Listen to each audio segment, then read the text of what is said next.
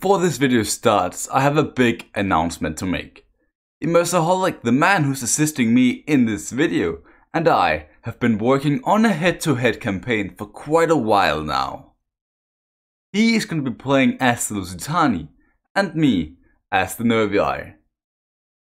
Therefore, we are both going to be using those factions for this video.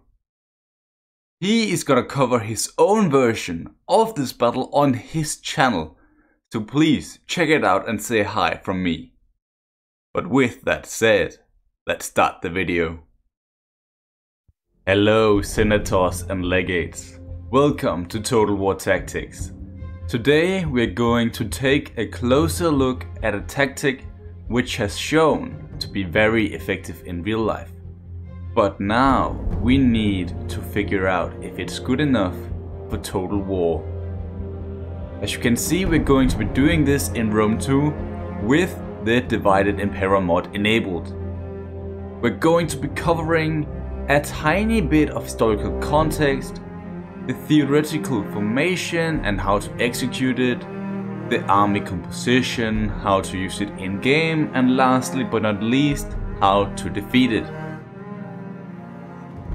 If there are any parts of the video you want to see, there are timestamps in the description for you to use. But with that said, let's introduce the tactic. The Decapitation strike is probably the only tactic I bet on at least half of the civilized world actually have heard of history-wise. They may not know this was what it was called, but they do know the historical event. The one I'm talking about is the assassination of Osama bin Laden. With that said, you might have guessed most of the time when this tactic is used, it is in association with assassinations and terrorism. And I can mention many sad occurrences of this.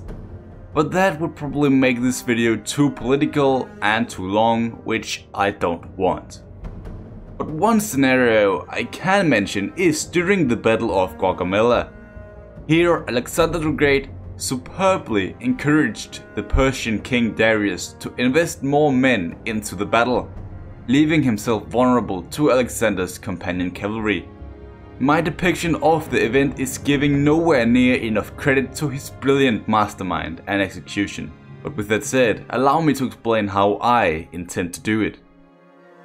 I could of course rip off Alexander and form up with an initial oblique order, but instead I'm going to do something different. We'll just have one massive battle line with archers in behind and spearmen in the rear, cavalry at the back. But hidden outside of the opponent's field of view, a bunch of units with the stalk ability.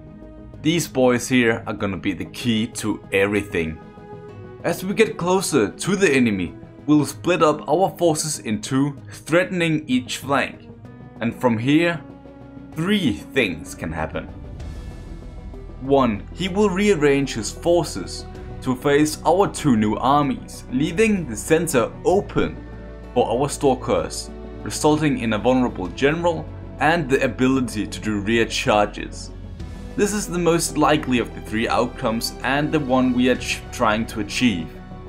Then there is number 2, where he will stick to his formation as he expects something to attack through the center, giving us a numerical advantage on each flank. Or there is number 3. He could focus all of his forces on taking out one of the armies. But this would leave the forces furthest away vulnerable if they are too slow.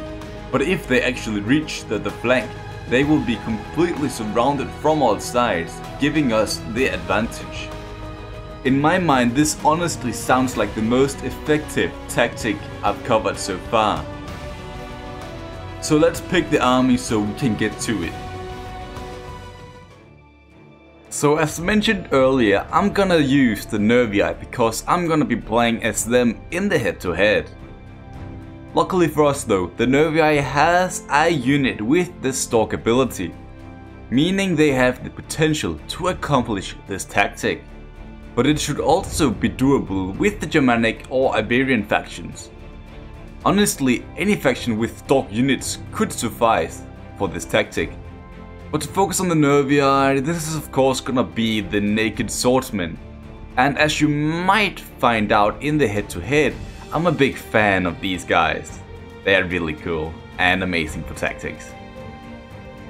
And for the rest of the army, I'm gonna choose something decent for a fight. And you can see that on the screen right now. But with that said, let's go into the battle.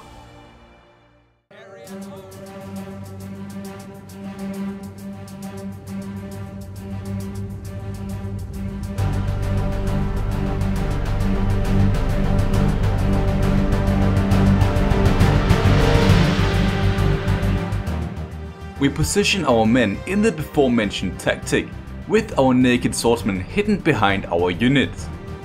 And as we get closer, our front line splits in two, threatening each flank. The Mesaholic readjusts his line, but it leaves a small gap in the center for our units to exploit.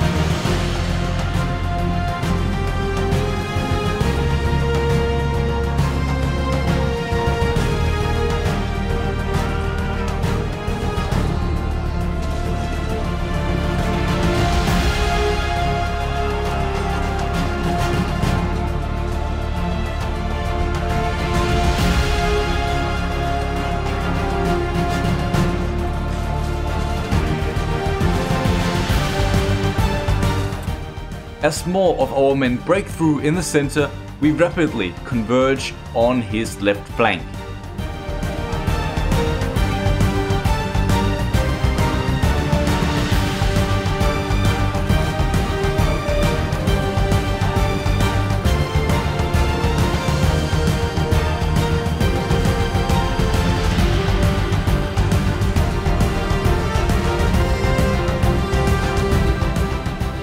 He makes a heroic last stand, but the Nervii numbers were too great. So, in terms of how to defeat this tactic, we might need to be a bit more theoretical. The counter moves here we're about to talk about were never actually tested. But with my experience in the game, I'd give a few valid options nonetheless.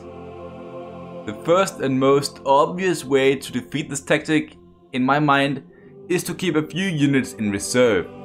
These troops will be able to stop the units trying to break through the center. Having units in reserve is in general also a good idea, as they will be able to deal with any unexpected events, like this one here for example. Another tactic though is the wedge formation. And that is basically because of the theory behind it. It should be good to defend against flanking units. And it has a strong center as well, which can be able to defeat the hidden units at the front, which of course you can't see at the time. So it is quite a gamble, but it is in theory something that could work. Again, I'd just like to emphasize how this is not tested. But if you got your own experiences with this tactic or any ideas in general, I'd like to hear about it. But with that said, goodbye and spread happiness.